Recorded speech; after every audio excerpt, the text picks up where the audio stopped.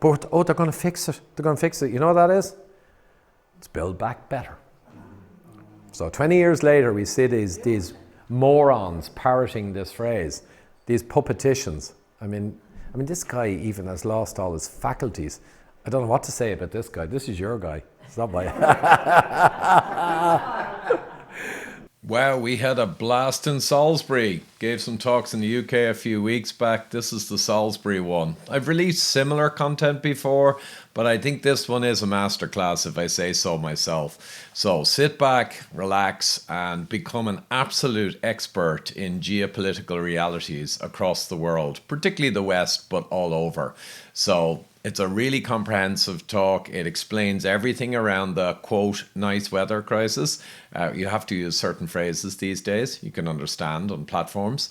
And it's really complete, and it features heavily the work of Dr. Jakob Nordengard, who did a PhD on material like this and published many books. And you'll see the link to get his book. It's superb. Also, one more very important thing with this talk is the latter 10 or 20 minutes is all around the positive things going on in the world today and where we are making great ground against the despots. So a lot of positive material there, so we finish on a high note. So enjoy.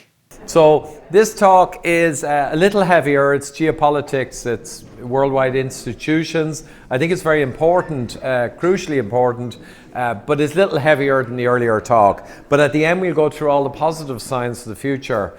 And I think it's all to play for to win back our world, if you will. But the thing is, the problems we have now ain't nothing new. And in a way, you can't stop what's coming. And maybe you've read The Fourth Turning. We're in the fourth turning now, an 85-year cycle. And rough and tough, what largely happens is you have big bust-ups and strong men and women come forward and sort stuff out. And then the world gets safer and nicer. And then a couple of generations go by and they take for granted their freedoms, and their rights and their democracy, right? And then they get completely soft, and then they start coming up with all kinds of nonsense and thinking it lasts forever, and it don't. And after a few generations, like we're a few generations since World War II now, everyone's forgotten what it took to get what we have. And everyone's giving it all away. And what happens is the sociopaths, the bad people in the world rise, they're all knocked down when the strong men and women, fix things. And over a few generations, they rise, like scum on the top of a septic tank.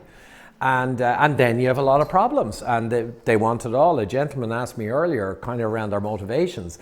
The motivations that bad people have, and there's always a percentage in our world, are money and power, roughly. The Bible was correct. Money and power. And when they get a lot of money, they want power, because that's the only thing that'll give them a hit. And when they want power, they don't want power over dogs or cats or whatever.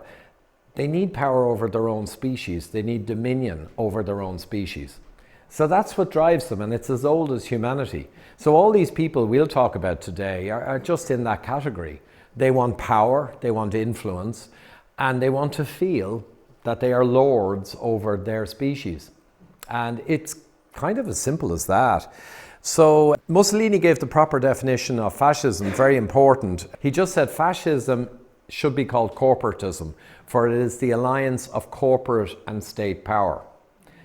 What do we have today? Well, if you try and defend your village, or try and stop nonsense coming into your school, or try and stop an overload of economic, say, migrants, they'll tend to call you a fascist. The irony is that they are defending fascism. Because what we've got driving all those things and more is the alliance of corporate and state power and NGOs. It's fascism.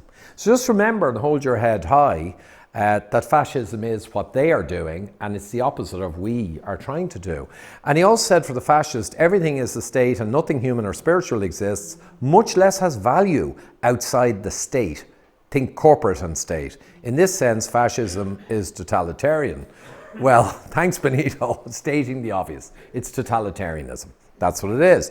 Now, this man here wants the same thing, but his words are sleazier and clever, more clever. David Rockefeller.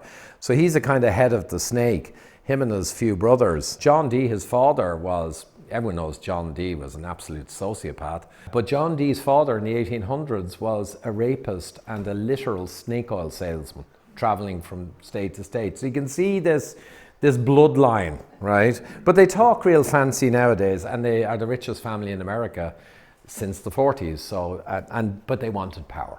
The money, they already had more money than you could use. And this is, I think, what we're talking about. So Chigurh, by the way, is, I showed him at the start, he's the psychopath in No Country for Old Men in the movie, that a lot of the movie revolves around. And everyone's trying to figure out what's driving him, and he's a big character. So I'm going to use this a bit on various individuals. This myself and Dr. Jakob Nordengerd, he did a PhD on the Rockefeller family and the Brothers Fund in 2012. And he defended the PhD, even though the Rockefeller lawyers realized someone was doing a PhD explaining their history, and they intervened and tried to stop it. But luckily, the professors in the university said, well, hold on, this is not right. So he defended it. So everything Nordengerd says is fully researched and fully published, not by doing my own research, academically. And that's what's great about Nordengerd, the stuff he finds. His book, Rockefeller Controlling the Game, I think everyone should have a copy. It's just astonishing. And it tells you everything from the 50s, the corruption of the world, the WEF, right up to the trigger event of cerveza sickness, cold, in 2020. And his new book is The Global Coup d'etat, which updates it right up to today. I think it's out soon in English. Farosmedia.se is where you'll get it, and there's multiple English versions. I went through a talk many times in the last year, which goes through the whole Rockefeller story from the 50s right up to, cerveza sickness and beyond. And I'll only pull one bit out. They are the ones who coined the term New Something Order, right? I can't say it because it also gets a UN. It's just crazy, as a conspiracy theory. And they made it up. Kissinger in 2009 used it in New York Times major article. They use it all the time, but we are not allowed to use it. It's just hilarious. And they basically want to define the basic purposes of humanity, and that is their words. So when the richest people in America, up to their necks in the State Department, the CIA, Harvard, and all the other big institutions, and I could go on all day with the other ones, want to do that, you got a problem. Houston, we got a problem. And we're seeing it now. All of what we're seeing in the world, all of the things we just go, oh my God, they all stem from these and their ilk. So that's the diagram I showed you, but I want to keep moving. I'm not going to go through that. This is Nordengerd's latest talk, and he kindly gave me the slides. Huge kudos. Get his books, unbelievable. But it's the nice weather emergency illusionists and the pact for the future, right?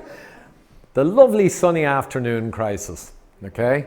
This guy, Brzezinski, I didn't know about this guy, and I thought I knew them all. Power will gravitate into those who control information and can correlate it most rapidly. Our existing post-crisis management institutions will probably be supplemented by pre-crisis management institutions. Uh-oh. The task of which will be to identify in advance likely social crisis and to develop programs to cope with them. So maybe instead of, there's a cold, you're going to have to all lock down and blah, blah, blah, and all this nonsense. We've predicted there will be a cold in 4 months, so we're going to do it now. This is the kind of madness.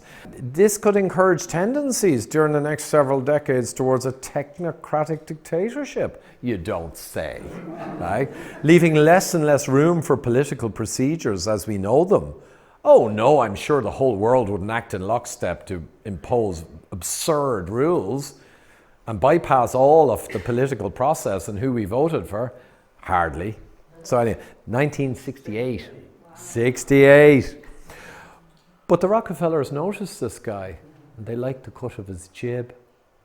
So they made him the first director of their most important worldwide influential organization, the Trilateral Commission, in 1973. So you see, they identified Kissinger and brought him in. Klaus Schwab they identified and brought him in. They bring in the budding sociopaths and the people who want this madness, and they put them in senior positions and they reward them well. In 1997, this guy on the grand chessboard said, in brief, the US policy goal must be to create a geopolitical framework that can absorb the inevitable shocks and strains of socio-political change while evolving into the geopolitical core of shared responsibility for peaceful global management. So it sounds kind of okay, and then you think, hold on a minute. Does that mean whoever I vote for in my country, I might as well wipe my bottom with that vote? Unfortunately, yes. That's what global management means.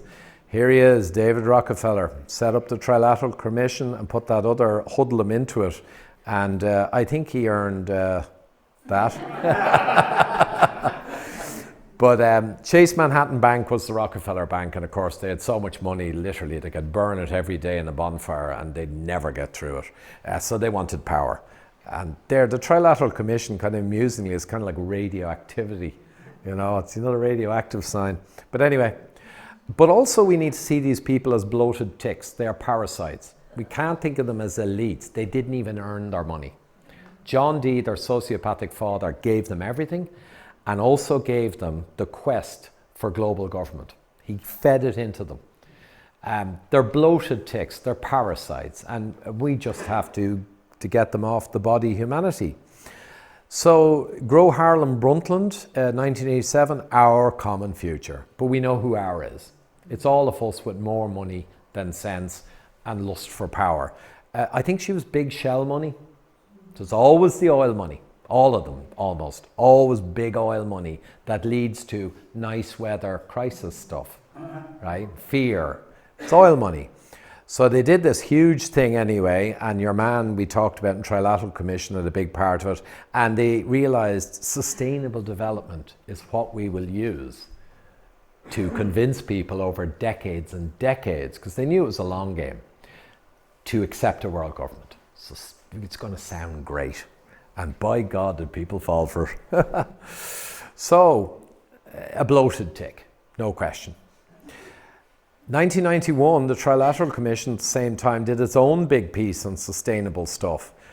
An effective global convention on nice weather changes is of course essential. Because we're all the oil people and the richest people in the world, the scumbags, so we really think this right. No group of countries can expect to limit nice weather stuff on its own. Oh, it's funny how that is. For the first time in history, the nations of the world must cooperate. It's a bit of iron in the glove there, yeah? Economic and ecological interdependence has its imperatives, right? And they are at this stage literally making all this stuff up. Like later you can argue there's a pastiche of science that's literally like paper mache stuck onto their desires, but at this point they're literally making it up, right? It's just comical. First global revolution, 91, Club of Rome. Who's the Club of Rome? Just all of Rockefeller's buddies. An ultra-rich guys, nice weather catastrophist club. That's what it is, and that's what they do. They create propaganda.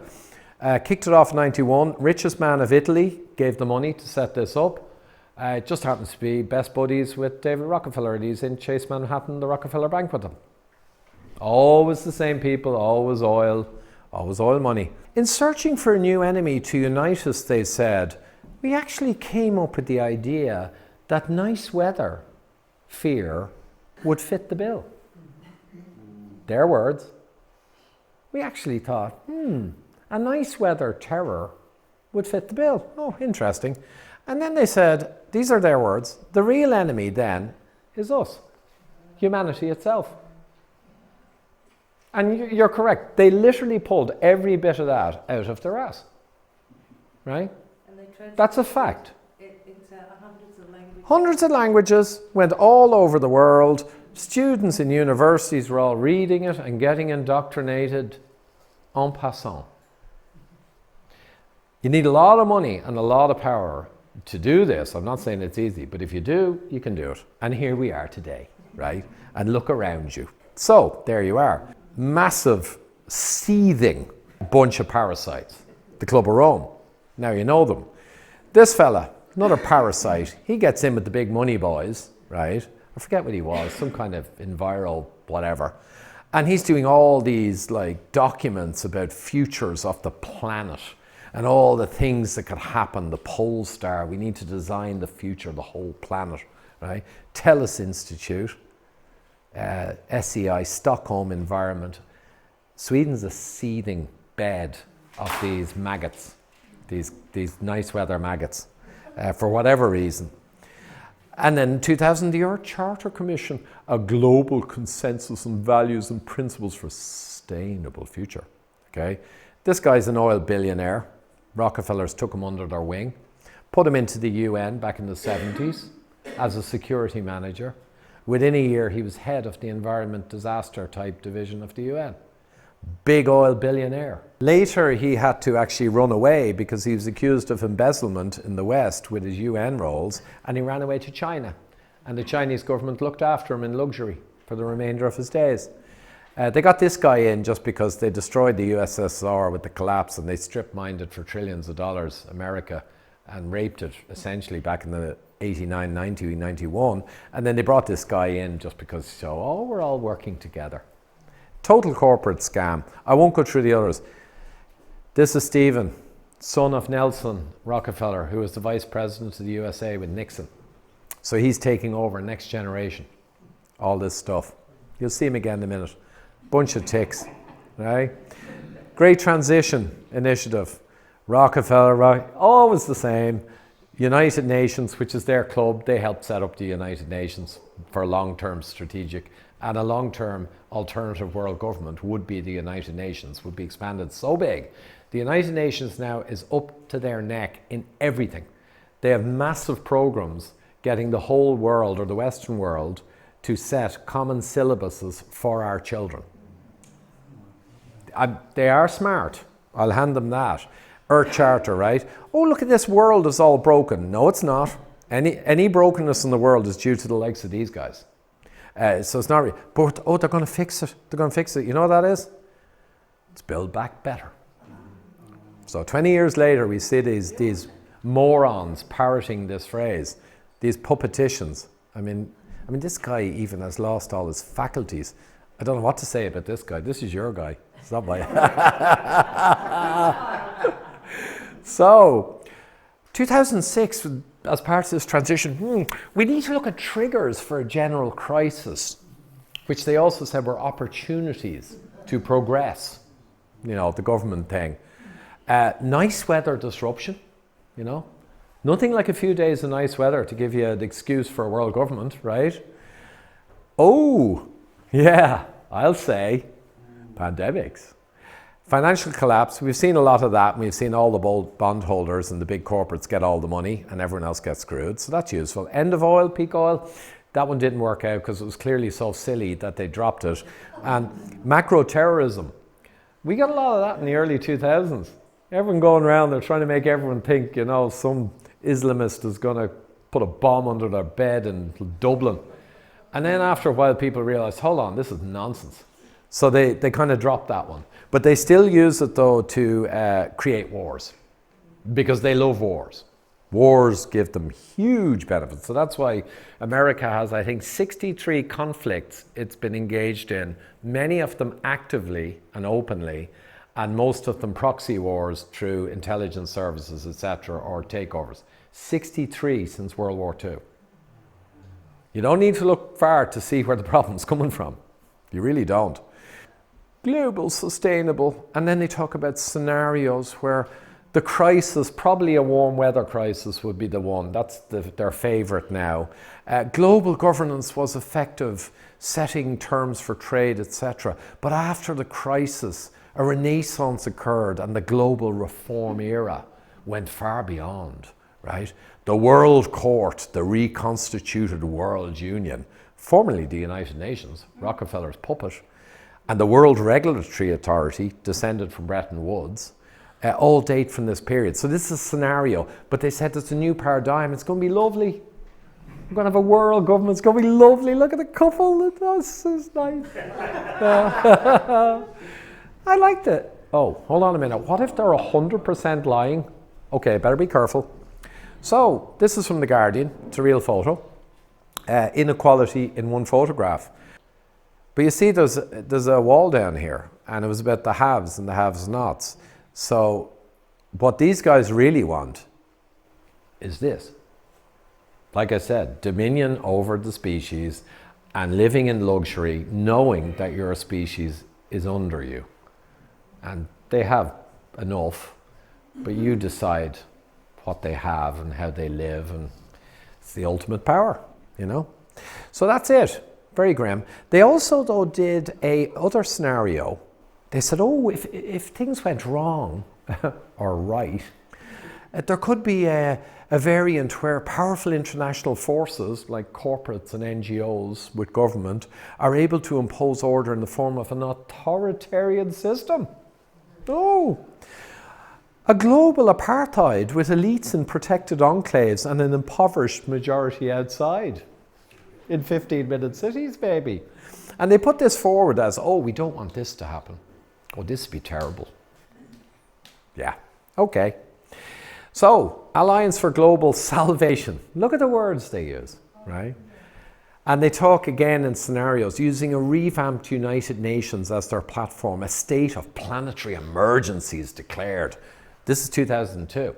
They're saying in around 20 years, we're probably going to have a state of planetary emergency declared. Oh, why? Oh, I don't know, like we showed you, like, you know, nice weather stuff and, you know, pandemics and colds and things. Yeah.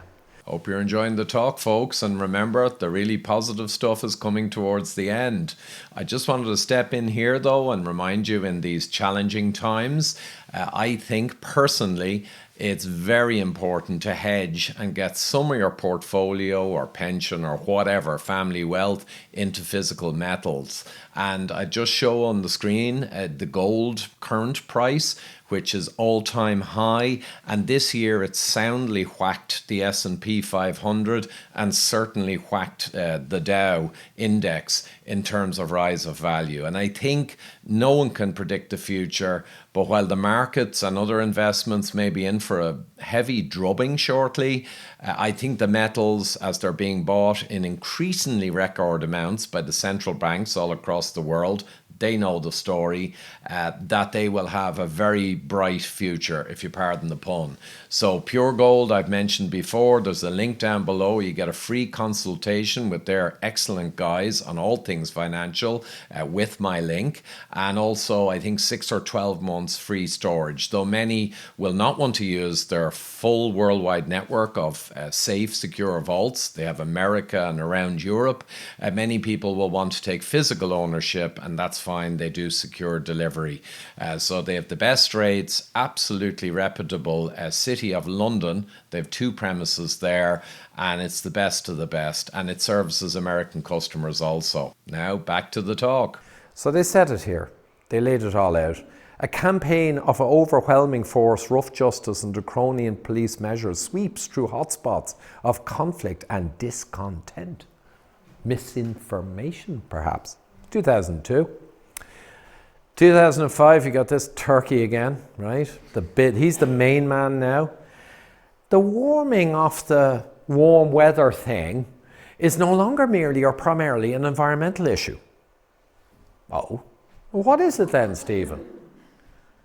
It is an energy issue, a business issue, an investor issue, a moral issue, a security issue, an agricultural issue, a coastal issue, a religious issue, and an urban issue. Oh, are you sure, Stephen? Yeah, and what's more, it is a global issue that touches every conceivable facet of human existence. But Stephen, sorry, forgive me for being cynical, but what you're saying is basically you're going to use this kind of nonsense and say it entitles you to rule over every conceivable facet of human existence? And Stephen, if he's honest, will say, yeah, it's good, isn't it? That's what it is. That's the warm weather crisis in a nutshell. And he went on to say, and therein lies our current opportunity. So you can talk all about 5G and chemtrails and all this kind of stuff, and it's great fun, and some of it's true, some of it's not true. It's pointless. In September is the Summit of the Future, culminating in getting all our puppeticians to sign off on the Pact for the Future, which I'll go through now. It's no point talking about all that peripheral stuff. People just need to know this. And this story is fully published with quotes. So normies can't say, oh, it sounds like conspiracy, because as I've shown you, it's in our face. They are rubbing our noses in it. It's just no media covers it. That's all. So he definitely deserves that. Sugar. Okay, look at this bunch. Ooh. Mostly, actually, I think they're bloated ticks. I don't think all these G20 or G8 leaders are necessarily genuine sociopaths. This guy, I don't know what to make of him. It's just hilarious. This guy is very hard to define in many ways. That's a complex situation. But this guy, that one wasn't hard to diagnose. Warm weather stuff is perhaps the most long-term serious threat to him. Of course it is. Of course it is, you scumbag. You murderer. You war criminal. Right? Of course it is. Of course it is. Shortly after this, he was given a really high-paying advisory role with Chase Manhattan Bank, Rockefeller Bank. Rockefeller Bank. JP Morgan Chase. They've changed the name, but they're all a hydra. With the Bank of International Settlements and the central banks, to be honest, it's a blob, and Rockefeller's up to his ears in it, of course. But yes, global, I've got to be careful what I say. Lovely weather coming, 2005. We have a narrow remaining window to engage global strategic planning and mobilization, followed by a maximum of 50 years to achieve the transition to scale down resource usage. You know what that's going to feel like if they get away with it for us. To terminate inequitable capital accumulation, read and make sure it all goes to us, and to stabilize and begin the long-term reduction of the global population. Now that doesn't mean mass murder and V's, and that just means create a world where these ants won't want to have kids and will just naturally by attrition fade them down. Because these guys know that the global population is not a problem. They don't like it. They don't like ants. But they don't think there's a big problem. So they're not in a panic to get the population down. Because they know what they say about the population, and they know it's nonsense because they're the ones who made it up. So they just want to turn it down, and they want to have their ant farm, and they want to manage it nicely. Pretty much. Simple as that. No conspiracy theories, not a bit. So, this guy. Do you know this guy? You should. He's an advisor to the British government. David Wasdell. He's a psychotherapist. Okay. Trained in the Tavistock Institute. Okay. So what did he say? I hope he's not going to say, as a psychotherapist from Tavistock, he's not going to start talking about complex, oceanographic or atmospheric science or physics or say anything about the global nice weather stuff. Please. Now he did, because the big money guys got him on board, and he said, after analysing what I would say the psycho bit of it, he said we need to declare a global emergency. Oh, a global psychotherapy emergency. Wow, you're not getting paid enough? Not quite. We need to brand excess CO2 as an ecological toxin. So, of course, this is Goebbels. He went off and said, how are we going to fool these ants? We need to present a strategy to take the world to zero CO2, which is a world that is absolute dog poo for the ants and great for them, and develop institutions for handling this transition. Psychotherapist. He also effectively made up the bogus concept of tipping points.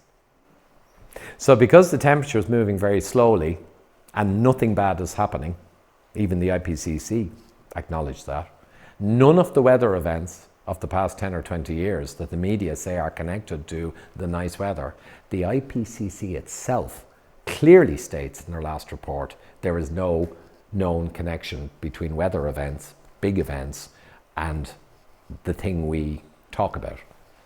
So, complete fraud. Club of Rome, of course, Rockefeller, Pick Institute, all the same crowd. So definitely he is a psychotherapist. He's getting that, definitely. Now, he informed, and his reports, into existence the Stockholm Resilience Centre.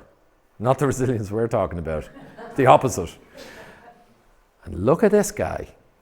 You think he's a nice guy who has our interests at heart? There's almost no pictures with him smiling, right? But I made one where he is.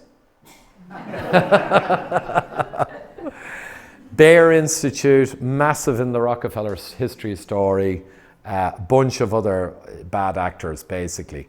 And this stuff got big funding. And they set up a whole thing. Basically, most of it came from the ideas of the psychotherapist, right? The Tavistock guy. Planetary boundaries framework. I mean, we use these in engineering, the kind of spider diagrams, to show a lot of different factors and which ones are important or which one. They are using real scientific methods to sell utterly bogus nonsense. But they got published with this stuff in Nature, which is a prestigious magazine, Nature, because the phone calls were made and Nature said, sure, in you go. And when people read Nature, all the scientists around the world, they go, oh wow, it's in Nature. And they literally don't know, it's complete nonsense. Navigating the Anthropocene, oh, here we go. Now they get into Science Journal. Whoa, that's a big deal. Science Journal with the same crap. Human societies must now change course and steer away from critical tipping points in the Earth system that might lead to might lead, according to our psychotherapist from Tavistock, might lead to rapid and irreversible change. Now, they got a bunch of scientists in to do a load of modelling stuff to kind of put some paper mache blobs of science on this. But, you know, we know where it came from. And you only get paid, you only get grants, and you only stay in your job almost if you deliver the science that's needed for this one, because it's a key program for these boys. This requires fundamental reorientation. Oh, surprise, surprise. And restructuring of national and international institutions towards a more effective Earth system governance and planetary stewardship. Okay. We see you. Another multi-billionaire comes in and funds the Global Challenges Foundation. Our mission is to facilitate the changes needed in global governance to mitigate global catastrophic risks, like nice, pleasant, sunny Sundays, right? Here he is, okay? He's put in charge, risks that threaten human civilization. And the irony here is, and this is the positive for us, because there are actually on our stable, solid planet, even though the corporates pollute it, and there's a lot of problems, which they don't care about, by the way. They only care about fake pollutants like CO2, which is plant food. They don't care about the real pollutants because that's their buddies in corporates. They can do whatever they want, really. But because there are no real problems and our planet is so stable and so much bigger than these idiots, they have to make up crises. And that's to our advantage in a sense, because imagine there were a load of real impending crises and these guys got them, exaggerated them in order to fraudulently get a world government. If we were arguing against these technically real crises, they'd be able to say, oh, you're denying the crisis. And you'd say, no, I'm not denying there's a problem, but you're exaggerating. It'd be a very hard argument. But the beauty is, in one sense for us, you can debunk this stuff in your sleep, like I'm doing today, because it's all nonsense. And they have resorted to having to use nonsense, because they don't have any real crises other than the ones the State Department creates, like proxy wars in Ukraine or, in Syria. And they can't pick the ones they created as their crisis because, well, they created them. It's not a bad situation. A prize to reshape the world. Oh, it's lovely. I love a prize. Give it prizes. A new shape. Oh, it sounds like a diet thing or something, but no. Here he is again, Mr. Sociopath. He says, the New Shape Prize is the first ever attempt, and this is at the World Economic Forum, of course, Rockefeller organ. Invite the whole world. Oh, come on, ants, to come up with the best possible innovative ideas of how we can find a happy world, a safer, nice world, where Granny is safe from colds and flus. No. So they're allowed to say it yet again, right? So what they do, they go out and this billionaire fella comes in and he's awarding the prize and a few people win it. So who are they? Come on. Well, there's this environmentally kind of guy, Arthur Dahl, you know, I won't comment yet. A lawyer, Hague Academy, right? They're looking like the usual suspects. And World Bank Group, World Economic Forum. Ooh, whoa, shiver. This bunch just happened to come together and they write a big book that basically says we need the United Nations to be the new government for the Western world. Surprise, surprise. They came up with the solution that they know they're meant to say, and they won the prize, $5 million. Like I say, it's a joke. Couple of ticks, I guess, feeding office. This guy, though, gets World Bank Group, World Economic Forum. Very unlikely to just be a tick. This fella, easy. But sure enough, in March 2020, after all this crap I've been telling you is building up a head of steam, high pressure, comes the trigger event. And remember, 20 years before, they had highlighted it and it was one of their two biggies. But this nice weather one wasn't really going to create a sudden impact where everyone got fooled. So it had to be this one. Like in swine flu 2009, that was a dry run, didn't work out, but they learned a lot from it. So we got this stuff, this complete ridiculous situation. Very quickly then, 3rd of June, the Great Reset, all these boys come out. Like this is only a couple of months into it. Schwab's book, Cerveza 19, The Great Reset, his book came out in June 2020. You know how long it takes to prepare a book and typeset and all. It came out in June.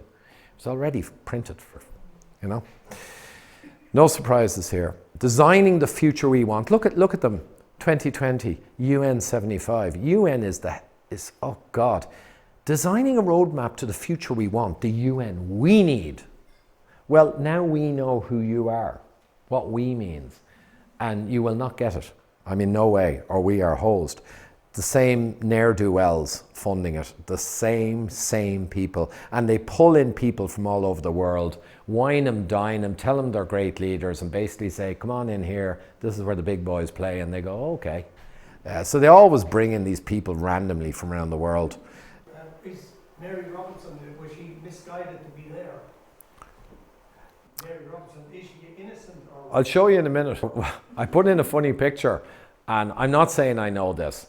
She's a lawyer, for a start. That's not a good start. She's really smart, and she has to know what this is. And if she does, what kind of person is she? She's a traitor to her people and a traitor to humanity. Unless she's actually really stupid and doesn't understand shit. I don't think so. Some clever people are really stupid. Yeah, but They don't see. she's twice president of Ireland and she's never put a foot wrong. Super slick, super smart, big lawyer. Yeah, not the kind of, I know what you mean, but look, maybe. Let's hope she's an idiot. You have to go with Tony Blair, the English guy. We have to have a go at We have to be fair. Yeah, this is equal. Hey, this is DEI, it's equal opportunities. You know, it's my little inner woke coming out. I'm going to be all fair. Right. Okay, so there you are. So the prize winners go ahead and they say, oh, well, let's set up a global nice weather governance commission. And these winners come in and they're directors on it and all. And it's all great and governing our nice weather future, you know, sunny Sundays. All junk, of course. And this commission gets set up and here we are again. Yeah. They just bring in people randomly as well, but no, she's a big deal in the UN. So, yeah, she has to know everything. I just don't see it's possible not. And this guy, oh, by the way, I don't know, they probably photoshopped this, but this is the only smile I've seen on this guy. Partners, federalists, blah, blah, blah. Bunch of oil money from Dubai side of the house. Always the oil money. Always the oil money. Nice weather fear campaigns funded by oil money. This is what Nordengard saw. He went to professors in his university and he was a ponytail left of centre associate professor. And he was in a kind of nice weather university in Stockholm. And he got so concerned he wrote papers on energy economics and energy assuredness for the world, academic papers. And he was really terrified about nice weather problems and energy, politics. And he went to the professors in the nice weather kind of topic, and he wanted to know more about it because he was a seeker, a learner. And none of them could tell him anything before the IPCC in 1991. And he said to himself, how can the professors, a bit like me with the health stuff, how can the doctors, including a professor of medicine, not know their own metrics? He thought, how can they not know? And he says, yeah, but before 91, you know, he wanted to have a conversation about the whole genesis of the nice weather fear. And they literally just didn't know. They were sheepish. They didn't know. So he went and looked. He said it took him around a week. And he went straight back to 1957, Rockefeller Brothers Fund. That's where it comes from. And he could trace it back, dot by dot, right back to 1956. That is the start. Don't mind Arrhenius, back in the 1800s, talking about CO2 and its warming effect. He was saying it'll probably be good, because if anything, it'll make vegetation grow better. So they all say, oh, it started back in 1800 with Arrhenius. Nonsense. It started in the 50s with the bad boys. That's where it started. September 2020 UN resolution. Only together can we build resilience against future blah blah pandemics and other nice weather stuff. Multilateralism is not an option, but a necessity as we build back better for more equal, more resilient and sustainable. Liars. The United Nations must be at the center of our efforts. Well, of course it is, because that was their plan from the 50s. On documentation, all documented. This slug actually makes me feel sick. I mean, out of all of them, if you ever seen him, do you know what he said a year or two ago? He came out and said, we don't have a nice weather, pleasant Sunday afternoon problem anymore. Like, it's not just warming. We have a boiling problem. He actually said that. That's just insane. And our common future from the 90s has become our common agenda. So now this is 21. But you look at the pace picking up after the cerveza sickness. Like, it's just hilarious. And it's all duck or no dinner for these guys, because they know now, as more and more people get suspicious and people awakening, they got to get this crap in fast. But I tell you, they have problems now, honestly. It's all to play for. Look at the stuff, the 12 cores. Place women and girls, liars. That's just pure ploy. Build trust. Promote peace and prevent conflicts as we work hand in hand with the State Department of the USA, who is the master of creating conflicts. Come on. Protect our... They don't care. They know that's rubbish. Leave no one behind. Make sure they are all ushered into the 15-minute cities. Don't leave anyone behind. Yeah, right. Improve digital cooperation. Yeah. QR codes for everyone, passports. Yeah. We know what that is. Upgrade the United... Well, at least they're honest there. Upgrade it. They are certainly going to do that if they can. Sustainable financing. Oh, yeah. Complete junk. So the Summit of the Future they have next month. This thing is a big deal next month, and we need to be watching it like a hawk. And no media will cover it, because it's omerta.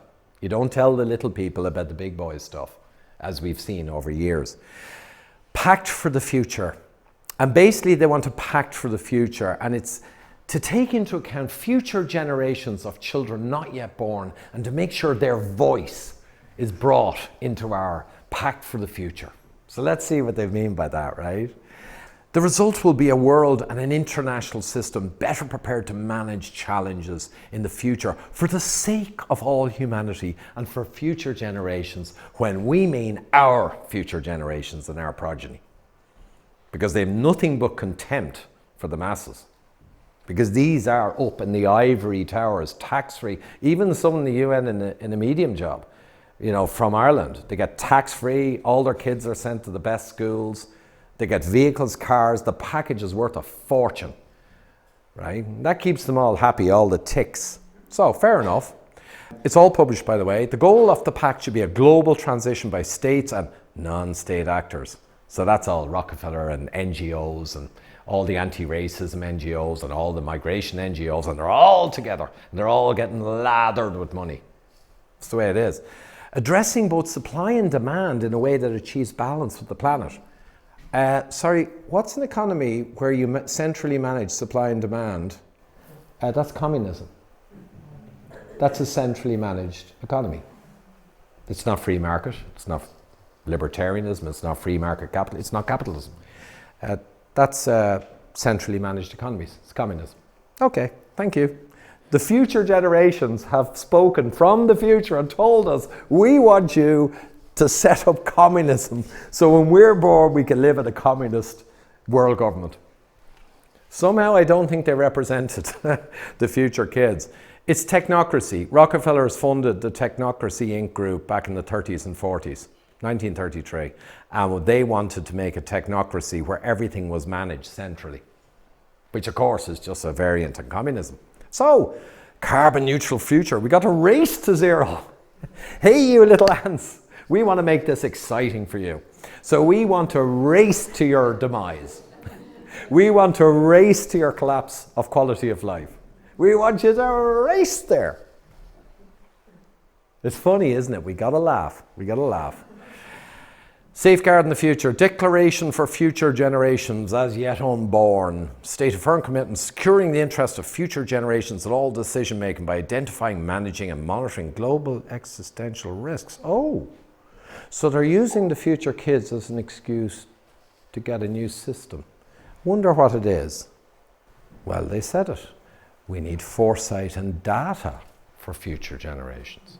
We need everyone connected to the internet today. We need every data of all movements and everything tracked. And then we can do kind of a planetary brain that can predict future problems. And that is what the future generations will be delighted with. That we've tracked and traced everyone and put them into modeling and using AI to stop any future issue, even though these guys are the ones who make most of the issues. So, there you go. The Futures Lab Network, a network to improve decision making. Global Digital Compact. Someone said earlier, oh, do you heard about the Digital Compact? It sounds kind of nice, like, you know, compact. Okay, yeah, these guys, there's no end to them. Develop and govern digital technologies in ways that enable oh God, give it a rest. Empower people, yeah. Anticipate risks and harms and address them. Oh yeah, that's the bit you want, right? Bring back Neil Ferguson on steroids, if you can actually model future problems, okay? Global AI governance. Oh, AI. Load of money going into AI, but there's no pathway to getting money back out. S&P 500 shot up, NVIDIA, AI, it's a bubble. Well, these guys like AI because they can use it. Advanced warm weather modeling tied to information about urban mobility and behavior patterns. That's not behavior patterns of cats or dogs, actually, that's us. Okay. Early warning systems, blah, blah, blah. Delivery of disaster relief, blah, blah, blah. But they have a problem. What could undermine all of this amazing, lovely, humanitarian, nice stuff? Misinformation and disinformation. So you know the score here. People actually talking about this has to be stopped. Because as you can see here, if you just look at it and talk about it, you can see the whole thing is fraud. And then I'm sure one of the bright guys in there said, well, you know, if we just go after misinformation, disinformation, there'll be a lot of pushback and people say that's free speech and all. What can we put in the people, stick it in there? One of these things is not like the others, but we shove it in there, shoehorn it in, and it's stuff that people might say, well, actually, yeah, I don't like that stuff. Easy. Hate speech. Hate speech does not fit at all with this, but they shoehorned it in. That's why the hate speech laws. Our Prime Minister the other day, twice they failed to bring in a hate speech law that the wording, I literally can't believe they wrote it, the Irish hate speech law. It's just beyond shocking. It's literally Minority Report, future crime. If you are caught with anything, one policeman based on one word can come to your house and take everything from every person in the house, electronic and otherwise, demand PIN codes if needed, and it's a crime not to give them. And anything that's found that is hateful, which is not defined, really, at all, the onus is on you to prove that you would not in the future have shared that. They completely just threw away innocent until proven guilty. They threw away everything. And they wrote it. And he says, by the end of this government, we're going to get it in. But twice they failed. You see how important this stuff is? They're pushing it through against the wish of the people so hard when usually politicians just dump stuff when people hate it. They don't bother. They can't dump it because there's a huge hand from above right up their ass saying you have to get that in. It's an imperative. So now you see how it works, you know. So, this is quite dark. At a time of rampant misinformation, look at this slug. Climate denial and attacks on human rights. Tying it in with stuff nothing to do with it. We need education systems that distinguish fact from conspiracy. Instill respect for the science. Yeah. And celebrate humanity. Come on. Ugh. We all need to become nice weather activists, and we need to uproot the system because, you idiots, the system currently protects you and gives you a good life. And our system, well, if we're going to bring it in, we got to uproot your one. And what's more, we want your kids to uproot it for us. Hence, we use this thing to get to your kids because we probably won't fool enough of you adults. So, obvious. Ugh. Little tick now, few years, big tick, I'm sure. Behavioral science for nice weather action. UN are funding a lot of studies on how to activate emotions to motivate people to take up warm weather nonsense. Okay. And I won't go through, I'm going to skip this because I think this is getting heavy. The emergency platform is coming, multi-actor network. I don't need to tell you, just look at the bloated corporate ticks who are on their slide for the multi-actor network in this abomination. I mean, come on, Seppi, Gavi, Gates, Global Fund, World Bank, oh my God. Welcome, oh God. Oh, WHO. So, like I say, rubbing our face. I won't go through that, but it's the same old crap. Oh, now they're getting a little clearer on what the shocks will be. Remember 2002, there was the pandemics and warm weather. Well, now it's a major climatic event. Yeah, probably one either made by you or falsified that doesn't really happen, but you say it does. Okay, we know that. Future pandemic, oh, get out of here. Coming from your labs. Event involving biological agents. Oh, that wouldn't be you guys now, would it? With gain of function and others. Come on. Disruption to global flows of goods or people. Yeah, like if you force mad lockdowns and all that kind of crap and it disrupts crap. Come on. Cyberstate global digitally connectivity disruption. What? Well, you have all the corporates who run all the systems like Microsoft and everything, so I guess you could cause some disruption if you wanted to. Major event in outer space. No. Jesus. Okay, right, you guys are insane. Unforeseen black swan event. And here's this guy at the State of the World address, I think last year in Dubai. Because there will certainly be what we call the black swans, the unpleasant surprises which will come in our way. Laugh at these guys. They're going down, I'd say. Here's your fella. Now the king. What did he say? We have to put ourselves on what might be called a warlike footing. This was in COP in Glasgow. So they're all parallel talking this crap. I'm not going to show the picture I put him on his face because it's probably insulting, but I just, yesterday afternoon, I just find these pictures on Google just to lighten it up. 2003, governing a planetary emergency. We're going to move fast now. The world faces a deepening planetary emergency. Like, oh God. Catastrophic warm Sunday afternoons change. Having already overstepped 6 of 9 complete bullshit, made up, unscientific planetary boundaries that mostly came out of the butthole of a psychotherapist in Tavistock. I'm slightly changing his words there. Oh, I'm sorry, actually, I had some more fun here. But I was just going to make the point that, look, it's possible, well-meaning, but given the history, and the sheer level has to know everything that's going on. Has to. Look at their eyes. Yeah, actually, it's kind of scary, really. But I actually, I'll admit it, this is terrible. I was trying to think of a female kind of, like, because I've been shown these kind of psycho devil pictures, so I put female Satan to search under images, and actually, I just, that was quite good. If the glove fits, you know. But anyway, that's a bit of fun. Don't worry, Mary, we're just having a bit of fun. It's just a bit of crack. We really want you to rule over us, don't worry. So, planetary emergency was interesting here at the 24th Summit. Next month, it's going to be really interesting. I'm going to show you all the positive stuff that's going on at the end. And they are on the back foot now. It's going to be very interesting to see what they try and do. However, nearly a year ago, the BMJ, I think around 200 doctors and senior medical people in the British Medical Journal published a paper.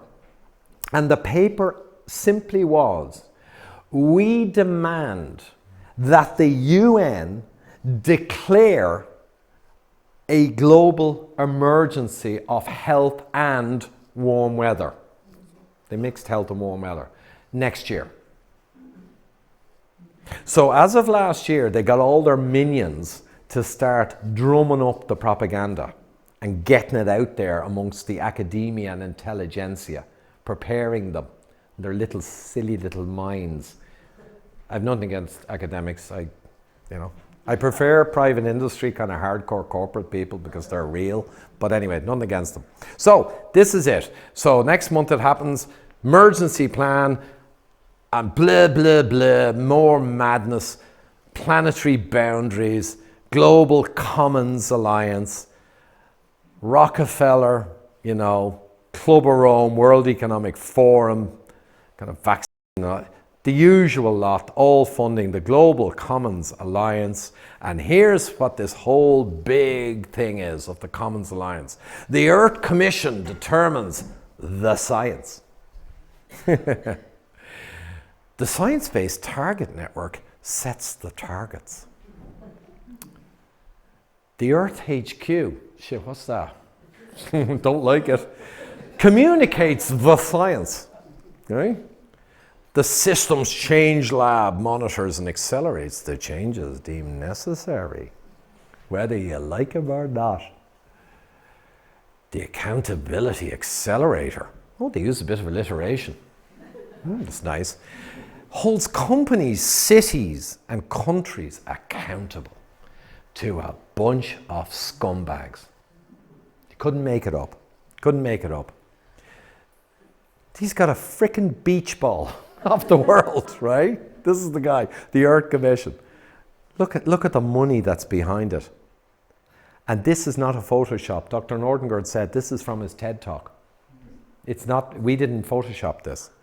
He literally has a steering wheel for the planet, and his hands are there to steer the whole planet. Insane. That fella's a nutter, but a very clever nutter, and making a lot of money. Great transformation, blah, blah, blah, more mad stuff. They want the steering wheel and wackos holding it. The Digital World Bain to put all the data together. The data comes from CCTV, sensors, satellites, cash cards, smartphones, social media, smart cities, social credits, ESGs, SDGs, media, education, legislation, governance and data. All goes into their big world brain, predicts the future problems, and they steer the whole frickin' thing. And by the way, humanity and the planet down the bottom.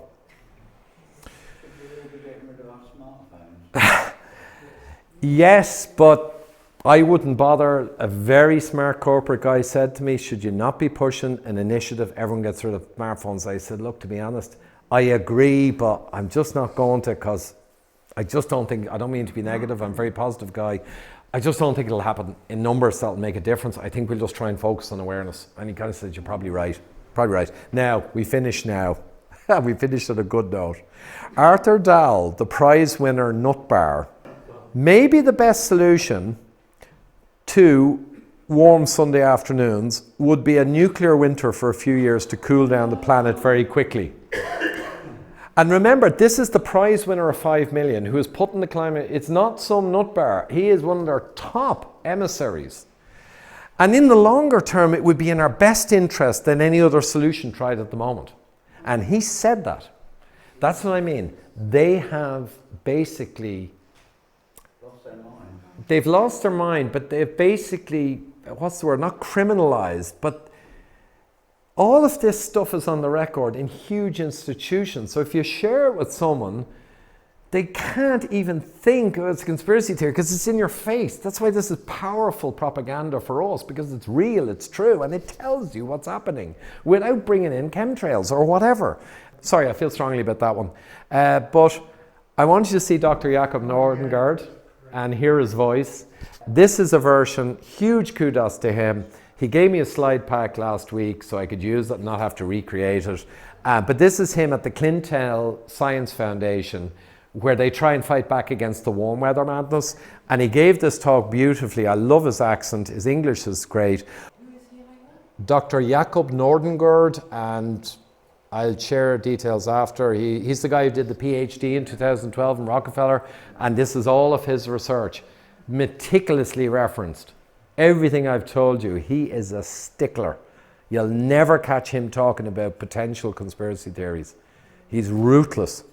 I mean, I even shared something with him where there was a connection to a certain religious banking type group that tied in here with Rockefeller, stuff he hadn't said to me.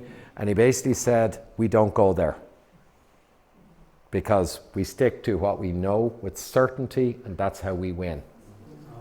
We don't go into anything that someone can make an argument it's not really true, because then they jump on us. Misinformation, hate speech, jump on you.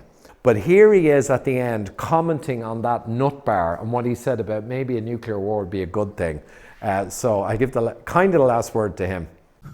Have you ever heard such? It seems like we have been captured by the Heaven's Gate cult. Planet Earth about to be recycled. Your only chance to survive or evacuate is to leave with us. But I suggest that we say no to these insane plans. Thank you for it.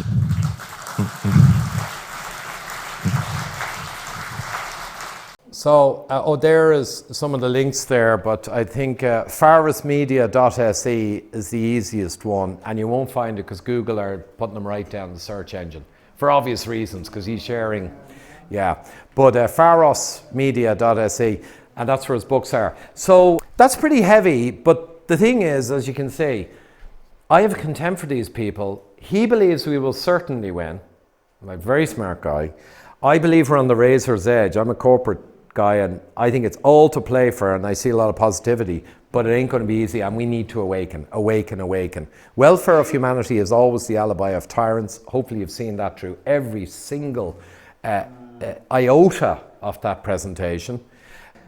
I gave the positive thing is it's all bullshit, and I can assure you my top corporate master technologist friends, we've stayed in contact all through the survey thing, 100% aligned. All of this stuff that's coming out is completely unscientific, and yet it's supported by 90% of scientists, because all of the money flow only goes if you support it. And that's how you get 90%. It's very easy, but it's all crap.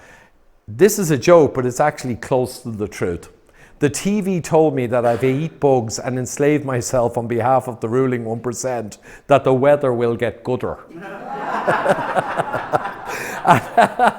And there's a few. The TV told me that if I pay loads of money to the government, the weather will be gooder. It's actually, these are funny, but they're actually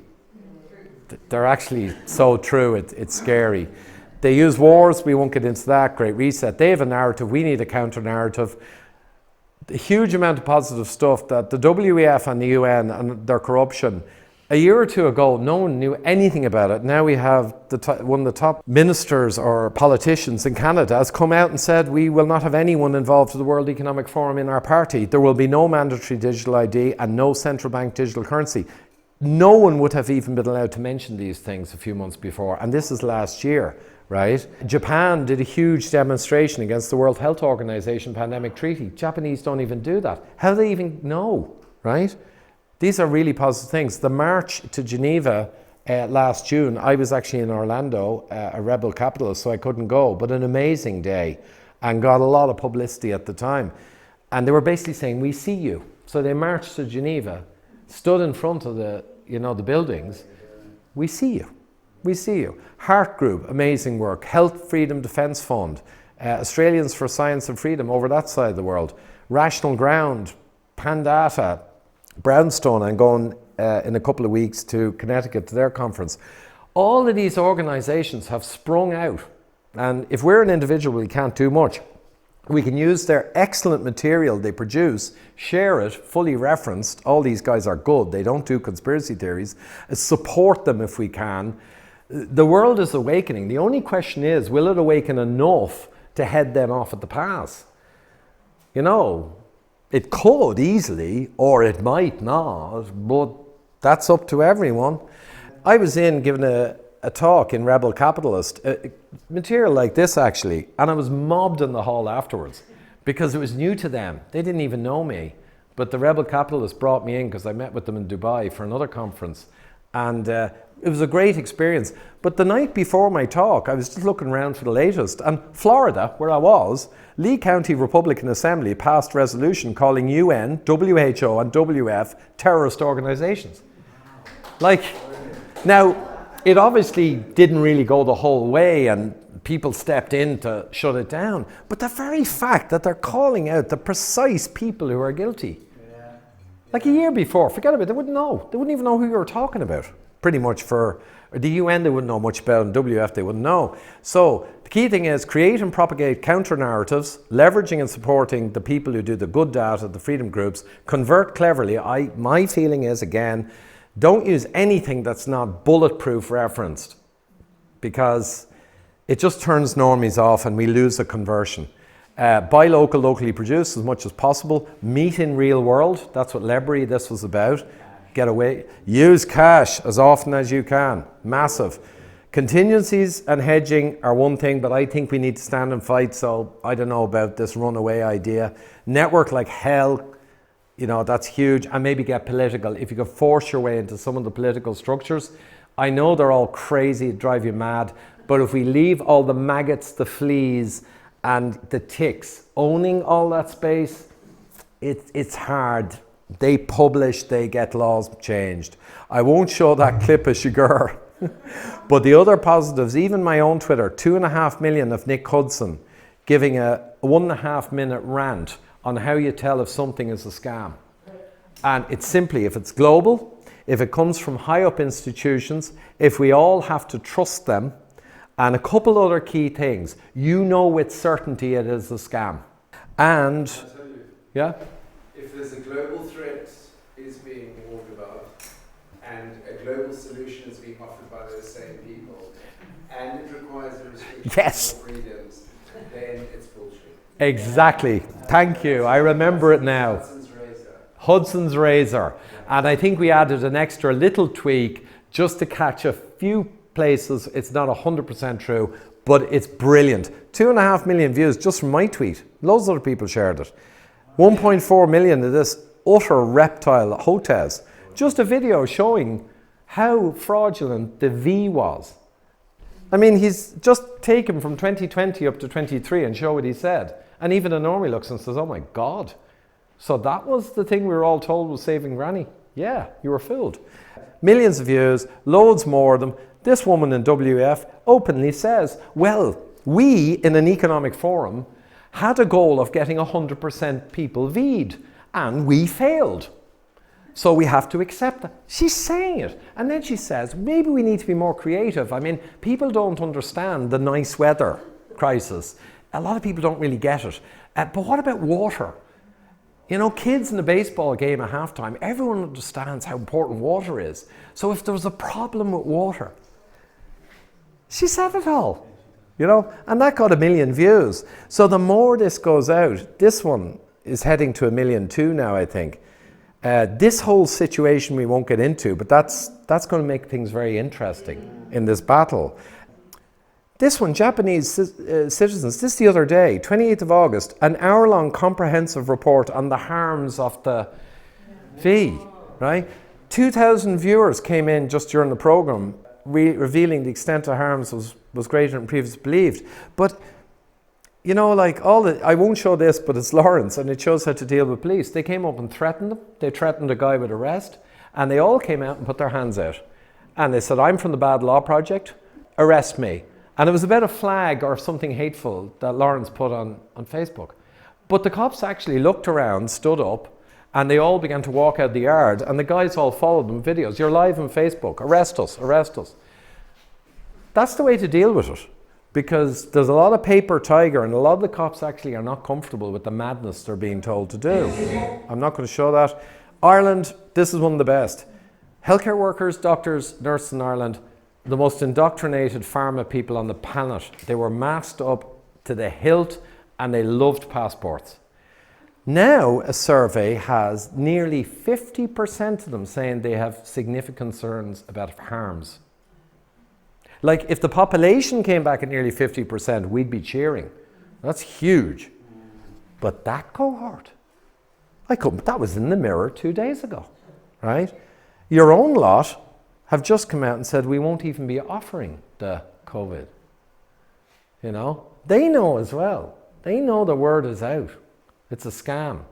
So this is great news. And last thing, really quickly, it was just Professor Norman Fenton, his guy Martin. He said YouGov, which is the most corrupt thing in the world, YouGov, run by a spook, some kind of intelligence guy for the government, to basically do polls, twist them, and then tell everyone, oh, it looks like you want to live in 15-minute cities. They were shocking. But even with that, they asked about Mpox, and 40% said, no way would they support restrictions, anything like before. Do you think the media are exaggerating the Mpox? 47%, yeah. And this is in their biased poll, yeah? Compared to during Cerveza, do you think it'd be more or less likely to comply? 53% less likely. You know, and then the comments, when they ask about the lockdowns and all that stuff, the comment, just another con to see how much they can control us. 419 likes, 170 nutters. The restrictions were useless. All they did was harm people mentally. Again, ratioed. We can't live under the rule of the woke left brigade. So even though they corral comments, that is great to see. And you could say, well, it should be 100%. I know. But 50% laughing at this madness, and 50% of health professionals in Ireland, where you had 1% before, saying harms. This is huge. And there's a load more positive, but I gotta finish. Loads of comments back to me of positive things that are happening, but we gotta wrap it at that, and I'm probably way over, sorry. Can I just thank you so much. That's all.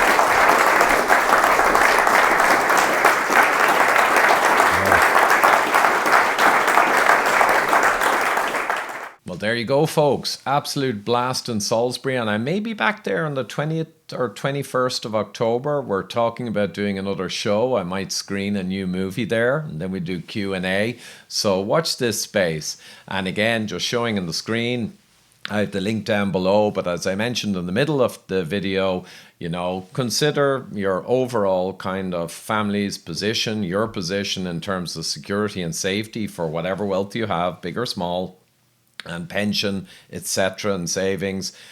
It's a great hedge to consider getting some physical metal at least in your portfolio, and to hedge against what may be coming down the track, sadly, in the coming months and years. So anyway, that's what I've done. I've gone in heavier than most. It's a truly personal decision, the percentage, but personally I've gone in pretty heavy because I really believe in it. And I certainly believe in the guys at Pure Gold. They're the best. So till next time.